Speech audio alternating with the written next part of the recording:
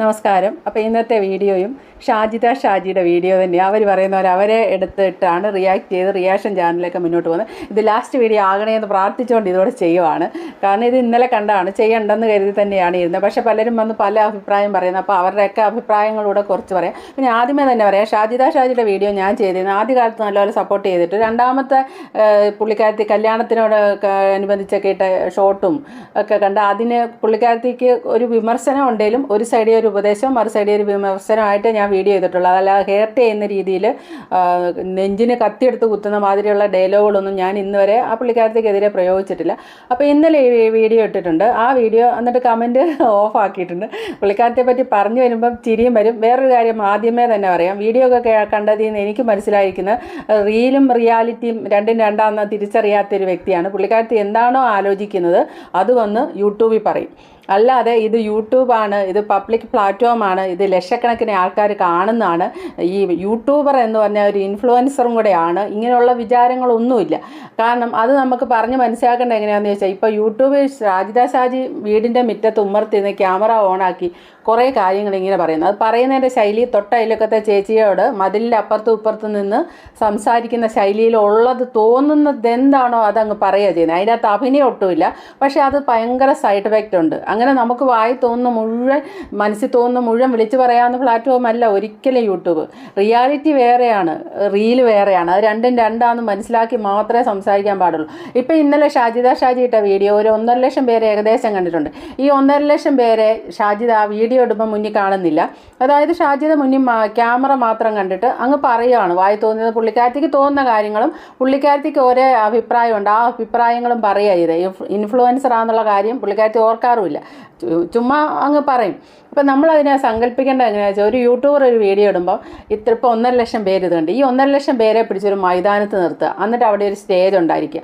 ആ സ്റ്റേജിൽ നിന്ന് നമ്മളിങ്ങനെ പ്രസംഗിക്കുകയാണ്. നമ്മൾ പ്രസംഗിക്കുന്നത് കേൾക്കുന്ന 1.5 ലക്ഷം പേരോളാണ്, അല്ലെ 2 ലക്ഷം പേരോളാണ്. അവിടെ നമുക്ക് തെറ്റ് വന്നാൽ കൂകൽ വരുവേ ഇല്ലേ, കൂവും. നല്ലത് വന്നാലോ കയ്യടി കിട്ടും. അപ്പോൾ തീർച്ചയായിട്ടും ഒരു വീഡിയോ ചെയ്യുമ്പം ഒരു മൈതാനം തന്നെ സങ്കല്പിക്കണം. ഇത്ര ആൾക്കാർ കാണുന്നുണ്ട്. ഈ വ്യൂസിൻ്റെ എണ്ണം അവിടെ കാണുമ്പോൾ 5 ലക്ഷം 10 ലക്ഷം കാണുമ്പോൾ നമ്മൾ മനസ്സിലാക്കണ്ടേ, ഈ 5 ലക്ഷം പേരെ പിടിച്ചൊരു മൈതാനത്ത് ഗ്രൗണ്ടിൽ നിർത്തിയാലുണ്ടായിട്ട് അതിൻ്റെ മുന്നിൽ നിന്ന് പ്രസംഗിച്ച് അങ്ങനെ ഇരിക്കും. അപ്പം നമ്മൾ വളരെയധികം കെയറിങ്ങോടെ പ്രസംഗിക്കുള്ളൂ, അല്ലേ? ഒരു സ്റ്റേജിൽ നിന്നാണ് പ്രസംഗിക്കുന്നെങ്കിൽ തീർച്ചയായിട്ടും നമ്മൾ വാക്കുകൾ സൂക്ഷിച്ചേ ഉപയോഗിക്കുള്ളൂ. അതേ രീതി തന്നെയാണ് യൂട്യൂബിൽ. നമ്മൾ കാണുന്നില്ലെങ്കിലും നമ്മളാ പറഞ്ഞത് കാണുന്നത് ലക്ഷക്കണക്കിന് ആൾക്കാരാണ്. പറയുമ്പോൾ പക്ഷേ നമ്മുടെ മുന്നിൽ ആരും കാണുകയില്ല, ക്യാമറ മാത്രമേ കാണുള്ളൂ. പക്ഷെ പറയുന്ന വാക്കുകൾ ശ്രദ്ധിക്കണം. അല്ല തൊട്ടയിലൊക്കത്തെ ചേച്ചിയോടും മതിലിനപ്പുറത്തും ഇപ്പുറത്തും നിന്ന് പറയുന്ന അങ്ങനത്തെ സംസാരം യൂട്യൂബിൽ സംസാരിക്കരുത്. പിന്നെ കൊച്ചു പിച്ചടച്ച് മുതിർന്നവർ എല്ലാ ആൾക്കാരും നമ്മുടെ വീഡിയോ കാണുന്നതാണ്. അപ്പോൾ നമ്മളൊരു അഭിപ്രായം പറയുമ്പം അത് ചെന്ന് തറയ്ക്കുന്നത് സമൂഹത്തിലേക്കാണ്, സോഷ്യൽ മീഡിയ. അതിൽ കുറേ പേര് നമ്മുടെ ആ വാക്കുകളെ അതേപടി വിഴുങ്ങുന്നവരുണ്ട്, ചിലർ നമ്മളെ എതിർക്കുന്നവരുണ്ട്.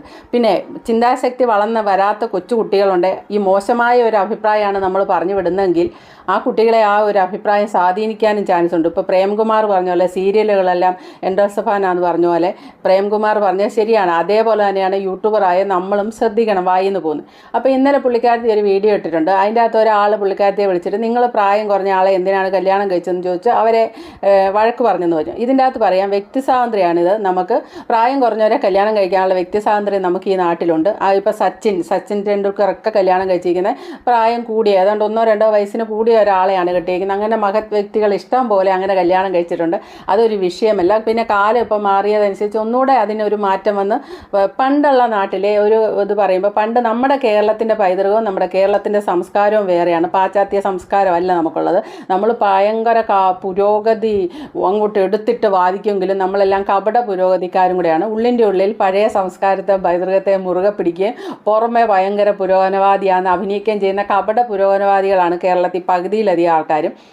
പണ്ടേ തുടർന്ന് പോരുന്ന ഭയങ്കര മാമൂല്യങ്ങളെ നമുക്കിഷ്ടമാണ്. അങ്ങനെയുണ്ട്. നമ്മളതിനെ ഇപ്പം നിങ്ങൾക്കറിയത്തില്ല, ഏതെങ്കിലും ഫിലിം സ്റ്റാർ അല്പവസ്ത്രധാരിയായിട്ട് ഏതെങ്കിലും സ്റ്റേജിൽ പോയി ഇരിക്കുന്നു, അതിനെ കണ്ണുകളിലൂടെ ക്യാമറ ഒപ്പിപ്പിടിച്ചു. അപ്പം തന്നെ നമ്മുടെ റിയാക്ഷൻ ചാനലുകളാണ് ആ ക്യാമറാമാനെ കുറ്റം പറഞ്ഞും അവരാ വേഷം ഇട്ടത് വളരെ നല്ലതുമായി, അതിന് എന്തിനാണിങ്ങനെ സമൂഹത്തിൽ ആ വേഷത്തിനെതിരെ കമൻ്റ് ഇട്ടവരെയെല്ലാം പിച്ച് ചീറിക്കൊണ്ട് വീഡിയോ ചെയ്യും റിയാക്ഷൻ ചാനലൊക്കെ. സത്യത്തിൽ ആ വീഡിയോ റിയാക്ഷൻ ചാനലിൽ ആ പറയുന്ന വ്യക്തി ഒരു പുരുഷനാണെങ്കിൽ ആ പുരുഷൻ നാളെ കല്യാണം കഴിച്ചിട്ട് ആ സ്ത്രീ ഇട്ട പോലെ, ആ നടി ഇട്ട പോലെ ഉള്ള, അതായത് നഗ്നത പ്രദർശിപ്പിച്ചുകൊണ്ട്, ഹാഫ് ന്യൂഡ് അങ്ങനെ പ്രദർശിപ്പിച്ചുകൊണ്ടുള്ള വസ്ത്രം ഇട്ട് വഴിയെ സ്വന്തം ഭാര്യയെ കൊണ്ട് നടക്കുമോ? ഒരിക്കലും ഇല്ല. പക്ഷെ വീഡിയോ ചെയ്യുമ്പോൾ ഒടുക്കത്തെ കപട പുരോഗമനവാദം അങ്ങോട്ട് എടുത്തിട്ട് രോമാഞ്ചം കൊള്ളിക്കുന്ന പ്രസംഗം പ്രസംഗിക്കും. പ്രവൃത്തി ഒന്ന്, പ്രസംഗം വേറെ. അതാണ് അതിൻ്റെ ഒരു സത്യാവസ്ഥ. അപ്പം നമ്മുടെ കേരളത്തിൽ പണ്ട് തൊട്ടേയുള്ള ഒരു രീതി എങ്ങനെയാണെന്ന് ചോദിച്ചാൽ, പ്രായം കൂടിയ പുരുഷന്മാരും പ്രായം കുറഞ്ഞ സ്ത്രീകളുമാണ്. അങ്ങനെയാണ് പോരുന്നത്. പണ്ടൊക്കെ 10 വയസ്സിൻ്റെ വ്യത്യാസത്തിലൊക്കെയാണ് കല്യാണം കഴിച്ചുകൊണ്ടിരുന്നത്. പക്ഷേ അത് മോശമാണെന്നൊക്കെ നമ്മളിപ്പോൾ പറയുന്നുണ്ട്. ഇപ്പോൾ 1 വയസ്സ് മതി, അല്ലെ ഒരേ പ്രായം മതി. ഇതെല്ലാം വ്യക്തിസ്വാതന്ത്ര്യം കേട്ടോ, ഓരോരുത്തർക്ക് ഇഷ്ടമുണ്ട്. പക്ഷേ ഈ പഴമക്കാർ ഈ പറഞ്ഞതിൻ്റെ അകത്ത് ഒത്തിരി ശാസ്ത്രീയമായ കാര്യങ്ങളുണ്ട്. അതൊന്ന് ആദ്യമേ തന്നെ ഒന്ന് ജസ്റ്റ് ഒന്ന് പറഞ്ഞുവിടാം, ക്ഷമയുള്ളവർ കേൾക്കുക. അതായത് സ്ത്രീകൾക്ക് ഒരു 50 വയസ്സ്, സ്ത്രീകളുടെ ഒരു ഹോർമോൺ ഉണ്ട്, ഈസ്ട്രജൻ. നമുക്ക് ഈ സൗന്ദര്യവും ഭംഗിയും നമ്മുടെ തൊലിയുടെ ഒരു മറ്റുള്ള പുരുഷന്മാരുടെ സ്കിന്നിനെക്കാട്ടും നമ്മുടെ സ്കിൻ ഇച്ചിരി സോഫ്റ്റ് ആയിട്ടിരിക്കുന്നതും ഈ കാണാനൊരു മിനുമിനുപ്പും ഇതെല്ലാം നമുക്ക് ഭംഗി കംപ്ലീറ്റ് നമുക്ക് തരുന്നത് ആരാന്ന് ചോദിച്ചാൽ ഈസ്ട്രജൻ എന്ന് പറഞ്ഞൊരു ഹോർമോൺ തന്നെയാണ്. ഈ ഈസ്ട്രജൻ ഹോർമോൺ നമുക്ക് 50 വയസ്സാകുമ്പോൾ അങ്ങ് തീരെ ഇല്ലാണ്ടായി താഴോട്ടങ്ങ് പോകും. അത് പോയി കഴിഞ്ഞാൽ നമുക്ക് ഈ ചുട്ടുപൊള്ളുന്ന ഹോട്ട് ഫ്ലാഷസ് ഉണ്ട്, ചുട്ടുപൊള്ളുന്ന പോലെ വരാം. അതൊക്കെ നമുക്ക് സഹിക്കാം. വേറൊരു രീതി പറയും മൂഡ് ഔട്ട്. നേരെ നിന്നെ കുത്തനെ നമ്മൾ നേരെ നിരാശയിലേക്ക് പോകുന്നു. പിന്നെ നമ്മളെ ആരും സ്നേഹിക്കുന്നില്ലെന്നുള്ളത് തോന്നായി. പിന്നെ തൊടുന്നോ പിടിക്കുന്നതൊക്കെ നമുക്ക് കലിപ്പായി, ചുമ്മാ വഴക്കുണ്ടാക്കുക, ചുമ്മാ നിരാശയാകുക, ആത്മഹത്യ ചെയ്യണമെന്ന് തോന്നുക, എന്തിനും ജീവിക്കണമെന്ന് തോന്നുക, ഇങ്ങനെയൊക്കെയുള്ള മാനസികത്തിലാണ്. അതോടൊപ്പം നമ്മുടെ സ്കിന്നിലുള്ള ആ ഒരു എന്താണ് ആ ഒരു സോഫ്റ്റ്നെസ് ഒക്കെ പോയിട്ട് ഡ്രൈനെസ് വന്ന് ഡ്രൈ ആകുകയും ചെയ്യും. മൊത്തം ഡ്രൈ ആകും എന്നാണ് അത് മനസ്സിലാക്കുക. മൊത്തം ഡ്രൈ ആകും. അപ്പം അങ്ങനെയുള്ള ഒരവസ്ഥ. നമ്മൾ ഒരേപോലെ നമ്മളെക്കാട്ടും പ്രായം കുറഞ്ഞ ഒരു പുരുഷനെയാണ് നമ്മൾ കല്യാണം കഴിച്ചത്. ഈ 50 വയസ്സാകുമ്പോഴത്തേനും നമ്മുടെ പീരിയഡ്സും കൂടെ നിൽക്കും. അതായത് ഈസ്ട്രജൻ തീരുമ്പോൾ പീരിയഡ്സ് നിൽക്കും. പിന്നെ നമ്മൾ ഒരു 2ാം ഘട്ടം ജീവിതം പോലെ വേറൊരു ജീവിതം. അന്ന് നമ്മൾ എല്ലാത്തിനും നിരാശപ്പെട്ട് പോകണമെന്നല്ല ഈ പറഞ്ഞു വെക്കുന്നത്. നമ്മൾ തിരിച്ചു പിടിക്കണം. അതൊരു വേറൊരു കാര്യം. സ്നേഹത്തോടെ കൂടെയുള്ള ആൾക്കാരുണ്ടെങ്കിൽ നമുക്ക് നിലനിന്ന് പോകാൻ പറ്റും.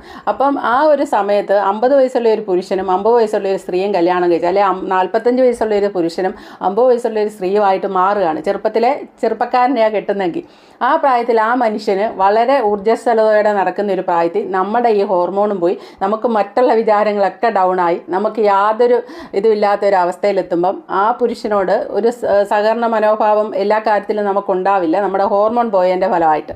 അപ്പോൾ എന്തുണ്ടാകുമെന്ന് ചോദിച്ചാൽ അത് ജീവിതത്തെ ബാധിച്ചു തുടങ്ങും. ചിലപ്പോൾ ആ പുരുഷൻ വേറെ സ്ത്രീകളെ അന്വേഷിച്ച് പോയെന്നും വരും. എല്ലാവരും അങ്ങനെ ആവണമെന്നല്ല, ഇങ്ങനെയൊക്കെ ഒരു ഇതുണ്ട്. അത് വെച്ചാണ് പഴമക്കാർ പണ്ട് പുരുഷന് പ്രായ കൂടുതലും സ്ത്രീക്ക് പ്രായക്കുറവുമായിട്ട് ഒരു 10 വയസ്സിൻ്റെ ഗ്യാപ്പിലൊക്കെ കല്യാണം അന്നുള്ളവർ നടത്തി. ആ പഴമക്കാർ ചെയ്യുന്നതിൽ എന്തിലും ഒരു നല്ല വശങ്ങളുണ്ടെന്നാണ് ഞാൻ ഈ പറഞ്ഞു വെച്ചതിൻ്റെ. അല്ലാതെ വീണ്ടും നമ്മൾ പഴമയിലേക്ക് പോകണമെന്നല്ല. ഇന്നത്തെ കാലത്ത് എല്ലാത്തിനും പരിഹാരം കണ്ടെത്തിയിട്ടുള്ള കാലമാണ്. അതുകൊണ്ട് ഇപ്പോൾ പ്രായ ഒപ്പത്തിന് കല്യാണം കഴിച്ചാലും കുഴപ്പമില്ല. എന്നാലും പഴമക്കാർ അന്നത് പറഞ്ഞു വെച്ചതിൻ്റെ കാര്യം അതാണ്. അതായത് 50 വയസ്സായ സ്ത്രീയുടെ കൂടെ 45 വയസ്സുകാരനോ 50 വയസ്സുകാരനോ അല്ലാതെ ഒരു 60 വയസ്സുകാരനാണ് അവൻ ഏകദേശം ഒരു കട്ടയം പടം മടക്കുന്ന ഒരു അവസ്ഥയിലെത്തും സ്ത്രീക്ക് പ്രായം എത്തുമ്പോൾ. അപ്പോൾ പിന്നെ കുഴപ്പമില്ലാതെ ദാമ്പത്യം പൊക്കോളും. അങ്ങനെ ഒരു കാഴ്ചപ്പാട് അന്നത്തെ കാലത്തെ ആൾക്കാർക്കുള്ളത് കൊണ്ടാണ് അന്ന് പറഞ്ഞത്. കാലം മാറി, ഓക്കെ ഇപ്പം ഇങ്ങനെയാണ്. ഇപ്പം നമുക്ക് കാട്ടും പ്രായം കുറഞ്ഞവരെ കല്യാണം കഴിക്കാം. ഷാജിയുടെ പ്രായം കുറഞ്ഞവരെ കല്യാണം കഴിച്ചതിന് ഒരു തെറ്റും പറയാൻ പറ്റില്ല. അത് അവരുടെ വ്യക്തിപരമായ ഇഷ്ടം. അവരെ കല്യാണം കഴിക്കാൻ ആ പയ്യൻ തയ്യാറായിട്ടുണ്ടെങ്കിൽ അത് തന്നെ നമുക്ക് ചോദ്യം ചെയ്യാനുള്ള അവകാശമില്ല. അത് വ്യക്തിപരമാണ്, തികച്ചും വ്യക്തിപരമാണ്. പക്ഷേങ്കിൽ അതും പറഞ്ഞുകൊണ്ട് ഷാജി സമൂഹത്തിനൊരു മെസ്സേജ് കൊടുക്കുന്നുണ്ട്. അതാണ് നല്ലതെന്ന്. അവിടെയാണ് തെറ്റുന്നത്. അതാണ് നല്ലതെന്ന് പറയാനുള്ള അവകാശം ഷാജിദയ്ക്കില്ല.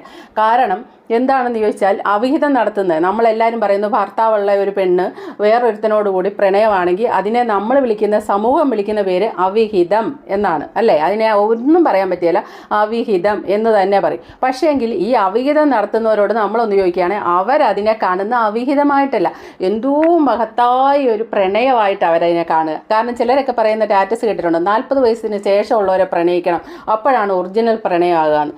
ശരിയാണ്. ഈ 40 വയസ്സിന് ശേഷമുള്ളവർ ഒരു കല്യാണവും കഴിച്ച് മക്കളും ഉണ്ടായി, മക്കളും വലുതായി ഒരു വരണ്ട ജീവിതത്തിലൂടെ കടന്നു പോവായിരിക്കും. ഭർത്താവ് ഇവരെ സൗന്ദര്യം പറഞ്ഞ് വർണ്ണിക്കാനോ പ്രണയിക്കാനോ ആദ്യകാലത്തെ ഹണിമൂൺ കാലത്തെ പോലെ പ്രണയിക്കാനൊന്നും ഭർത്താവിന് നേരം കിട്ടില്ല. അയാൾ ജീവിതത്തിൻ്റെ നെട്ടോട്ടങ്ങളിലായിരിക്കും. ആ സമയത്ത് ഞാൻ ഇന്നാൾ വീഡിയോ പറഞ്ഞാൽ മൂന്നാമതൊരു വ്യക്തി വന്നിട്ട് ഇവരെ അങ്ങോട്ട് പ്രണയിക്കാൻ വേണ്ടി ഇവരുടെ സൗന്ദര്യം അങ്ങോട്ട് വർണ്ണിച്ച് അങ്ങ് പോഴത്തെ ആകാശമൊത്തയാകും. അപ്പോൾ ഇവർ പഴയ ടീനേജ് കാലത്തിനെക്കാട്ടും നല്ലതായിട്ട് പ്രണയിക്കും. 40 വയസ്സിനെ പ്രണയിച്ചാൽ ഉണ്ടാകുന്ന ഗുണം അതാണ്. പ്രണയിക്കാൻ വരുന്നവന് എല്ലാവിധ പ്രണയവും എല്ലാവിധ സ്നേഹവും ചെറുപ്പക്കാരനാണ് വരുന്നെങ്കിൽ അവന് കിട്ടും. കാരണം അതങ്ങനെയാണ്. ആ വരണ്ട മരുഭൂമിയിൽ ഒരു മഴ പെയ്യുന്ന പോലെയാണ് ഈ 40 വയസ്സുകാരിയെ പ്രണയിക്കാൻ ചെല്ലുമ്പോൾ ഉണ്ടാകുന്ന അവസ്ഥ. അതുകൊണ്ടാണ് അങ്ങനെ ഒരു പറയുന്നത്. പക്ഷേങ്കിൽ ആ ഒരു പ്രണയത്തിന് നമ്മൾ പ്രണയിക്കുന്ന രണ്ട് വ്യക്തിക്ക് മാത്രമേ അത് വലിയ മഹത്തായ ദിവ്യ പ്രേമമായിട്ട് തോന്നുള്ളൂ.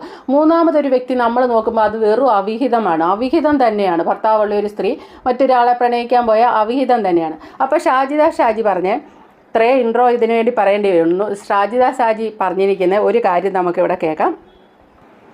എനിക്കിങ്ങോട്ട് വന്നില്ല ദേഷ്യം. ഞാൻ പറഞ്ഞു അത് എൻ്റെ ഇഷ്ടമാണ്, ഞാൻ ആരിനെ കല്യാണം കഴിക്കണം ആരിനെ കല്യാണം കഴിക്കണ്ടെന്ന് തീരുമാനിക്കുന്നത് ഞാനാണ്, എൻ്റെ ലൈഫാണ്. പിന്നെ ചെറിയ ചെക്കൻ ഇപ്പം ഇന്നത്തെ കാലത്ത് ഞാൻ പറയട്ടെ, ഇന്നത്തെ കാലത്ത് ചെക്കന്മാർക്ക് ചെറിയ പെൺകുട്ടികളല്ല വേണ്ടത്. അതിപ്പോൾ നിങ്ങൾ ഏത് തരത്തിലെടുത്ത് നോക്കിയാലും കാണാം, ഏത് കല്യാണം കഴിയാത്ത ചെക്കന്മാർക്കും കാണാം കല്യാണം കഴിഞ്ഞ ഒരു റിലേഷൻഷിപ്പ്, ഓരോ ആൾക്കാർ ഓരോ പെൺകുട്ടികളോടുള്ള റിലേഷൻഷിപ്പ് ഉണ്ടാവും. 100ൽ 100% ഞാൻ പറയുന്നത് സത്യമാണ്. കാരണം അങ്ങനെയാണ് ഈ ലോകം പോയിക്കൊണ്ടിരിക്കുന്നത്. കല്യാണം കഴിഞ്ഞ ആൾക്കാരുടെ പിന്നാലെയാണ് ഈ ചെക്കന്മാർ നടക്കുന്നത്. എന്തിന് എൻ്റെ കസിൻസ് തന്നെ പറയുന്നുണ്ട് എന്നോട്, ഞങ്ങൾ കല്യാണം കഴിക്കണമെങ്കിൽ പ്രായമായ കുറച്ച് ആൻറ്റിമാരനെയാണ് ഞങ്ങൾക്ക് ഇഷ്ടം, ആൻറ്റിമാർ മതി, ആൻറ്റിമാരുടെ കല്യാണം കഴിച്ചാൽ മതി എന്നൊക്കെയാണ് പറയുന്നത്. കുറച്ചുപോലെ ഇന്നത്തെ കാലത്ത് ചെറിയ കുട്ടികളിൽ പക്ഷേ ഇന്നത്തെ ആദ്യമേ തന്നെ പറയാം, സോഷ്യൽ മീഡിയ വന്നിരുന്ന് പറയേണ്ട കാര്യങ്ങൾ മാത്രം ആലോചിച്ചിട്ട് പറയാവുള്ളൂ. ഒരാൾ ഫോൺ ചെയ്ത് നീ എന്തിനാണ് ചെറുപ്പക്കാരനെ കെട്ടിയതെന്ന് ചോദിച്ചെന്നും പറഞ്ഞ് ഇങ്ങനെ വന്നിരുന്ന് സംസാരിക്കരുത്. അവരോട് മറുപടി ഫോണിൽ പറയുക. ഇതേപോലെ വന്നിരുന്ന് പറയുമ്പം ഇത് ഈ ലക്ഷക്കണക്കിന് ആൾക്കാരാണ് കാണുന്നത്, അതും നമ്മുടെ കേരളത്തിലാണ് കാണുന്നത്. ഷാജി പറഞ്ഞ ഒരു കാര്യം ശരിയാണ്. ഇപ്പോഴത്തെ ആൺപിള്ളേർ മുഴുവൻ ഈ ആൻറ്റിമാരെയാണ് ഇഷ്ടം, ആൻറ്റിമാരുടെ പുറകെയാണെന്ന്. അത് പക്ഷേ പകുതി വെച്ച് തെറ്റാണ്. അതായത് ആൻറ്റിമാരുടെ പുറകെയാണ്, ആൻറ്റിമാരെയാണ് ഇഷ്ടം. പക്ഷേ അതൊരിക്കലും കല്യാണം കഴിക്കാനല്ല. ഇവിടെ ഇന്നിപ്പം ഇഷ്ടം പോലെ ആമ്പിള്ളേർ, ഈ ഗവൺമെൻറ് ജോലിക്കാരെ മതി പെൺപിള്ളേർക്കെന്നൊരു രീതി വന്നതോടുകൂടി വെൽഡർ, പെയിൻറ്റർ, അങ്ങനെയുള്ള ഡ്രൈവർ, ഇങ്ങനെയുള്ള ആമ്പിള്ളേർക്കൊന്നും ഇപ്പോൾ പെണ്ണ് കിട്ടുന്നില്ല. അവരെല്ലാം 40 വയസ്സിന് ആയിട്ട് ഇങ്ങനെ നിൽക്കുകയാണ്, പെണ്ണ് കിട്ടുന്നില്ല. എന്നാൽ അവരോടൊക്കെ ബ്രോക്കർമാർ സിംഗിൾ മദറായിട്ടുള്ളവരെ കെട്ടാം, ഒരു കല്യാണം കഴിച്ച് ഡിവോഴ്സികൾ ഇഷ്ടം പോലെ ഇപ്പം നമ്മുടെ സമൂഹത്തിൽ ഒരു കുട്ടിയായിട്ട് നിൽക്കുന്നുണ്ട്. ഒന്ന് കെട്ടാമോ എന്ന് ചോദിക്കുമ്പോഴേ അവന്മാരൊന്നും സമ്മതിക്കില്ല, കെട്ടുന്നില്ല. അതാണ് സത്യം. ഷാജിക്ക് അത് അറിയാൻ മേലായിട്ടാണ് ആമ്പിള്ളേർ കല്യാണം പ്രായം കൂടിയ ആൻറ്റിമാരെ വേണം, പക്ഷെ അവന്മാർ കല്യാണം കഴിക്കാനല്ലത്. ഇത് കാലങ്ങളായിട്ട് നമ്മുടെ സമൂഹത്തിൽ നിൽക്കുന്ന പുരുഷന്മാർക്ക്, കൊച്ചാമ്പിള്ളേർക്ക് ആൻറ്റിമാരെ മതി. അത് എന്തിനാന്ന് ചോദിച്ചാൽ അത് അവർക്ക് കല്യാണം, അതായത് അവർ കല്യാണം പച്ചയ്ക്ക് പറഞ്ഞാൽ എത്രയേ ഉള്ളൂ, അവർ കല്യാണം കഴിക്കുന്നതിന് മുന്നേ അവർക്ക് കുറേ കാര്യങ്ങൾ പഠിക്കാനും അതിനുവേണ്ടി അവർ ആൻറ്റിമാരെ അന്വേഷിച്ച് നടക്കാറുണ്ട്. ഇത് ഇന്ന് ഷാജി പറയുന്നത് 2024 നടക്കുന്ന കാര്യമല്ല, നമ്മുടെ കാലം ഭൂമിയുള്ള കാലം തൊട്ട് തുടങ്ങിയായിരിക്കും. നിങ്ങൾക്കറിയാമല്ലോ രതിനിർവേദം സിനിമ സേതാമേനോൻ അഭിനയിച്ച ആ സിനിമ അതിനു മുന്നേ ജയഭാരതി അഭിനയിച്ചിട്ടുണ്ട്. അതിൻ്റെ റീമേക്കായിരുന്നു ഈ സേതാമേനോൻ എടുത്തത്.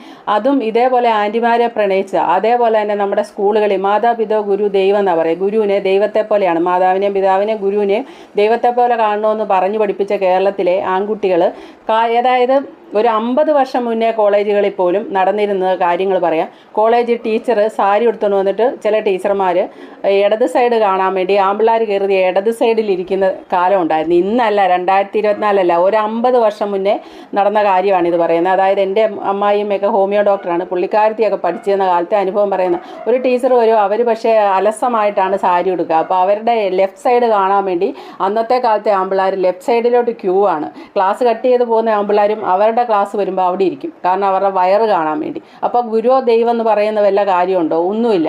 അന്ന് തൊട്ടും ഇന്ന് വരെയും ആമ്പിള്ളേർക്ക് ആൻറ്റിമാരെ ഇഷ്ടമാണ്. പക്ഷേ അത് എന്തിനാണെന്ന് വെച്ചാൽ നമ്മുടെ നാട്ടിൽ ചില പെണ്ണുങ്ങൾക്ക് ചില പേര് ആൾക്കാരിടാറുണ്ട്, ഡ്രൈവിംഗ് സ്കൂൾ എന്നൊക്കെ. ഡ്രൈവിംഗ് പഠിക്കാമെന്ന് പറയാം. അത് മാത്രമാണ് പച്ചയ്ക്ക് പറഞ്ഞത്, പറയാൻ കൊള്ളില്ല, എന്നാലും അതാണ് അതിൻ്റെ സത്യം. ഒരിക്കലും ആൻറ്റിമാരെ കല്യാണം കഴിക്കാനല്ല, താൽക്കാലിക സുഖത്തിന് വേണ്ടി അവന്മാർ ആൻറ്റിമാരെ അന്വേഷിച്ച് നടക്കും. അത് ഈ 2024 വർഷങ്ങൾക്ക് മുന്നേ തുടങ്ങിയ ഒരു അഭ്യാസമാണ്.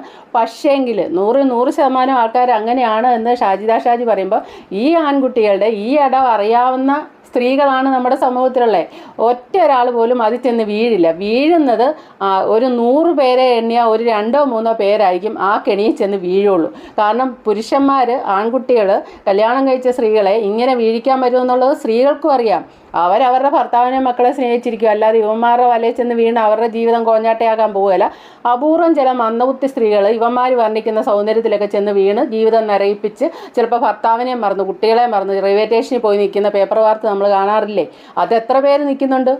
ഒരു വർഷം കൂടുമ്പോൾ അങ്ങനെ ഒരു വാർത്തയല്ലേ വരുന്നുള്ളൂ. ഫേസ്ബുക്ക് വഴി കണ്ടു, ഇൻസ്റ്റ വഴി കണ്ടു, ആ വഴി കണ്ടു, ഈ വഴി കണ്ടു, ഇന്ന് വരെ കാണാത്ത കാമുകനെ തേടി റെയിൽവേ സ്റ്റേഷനിൽ പോയി മണിക്കൂറോളം നിൽക്കുക, പോലീസ് പിടിക്കുക. ഇതൊക്കെ ചെയ്യുന്ന എത്ര പേരുണ്ട് നമ്മുടെ കേരളത്തിൽ?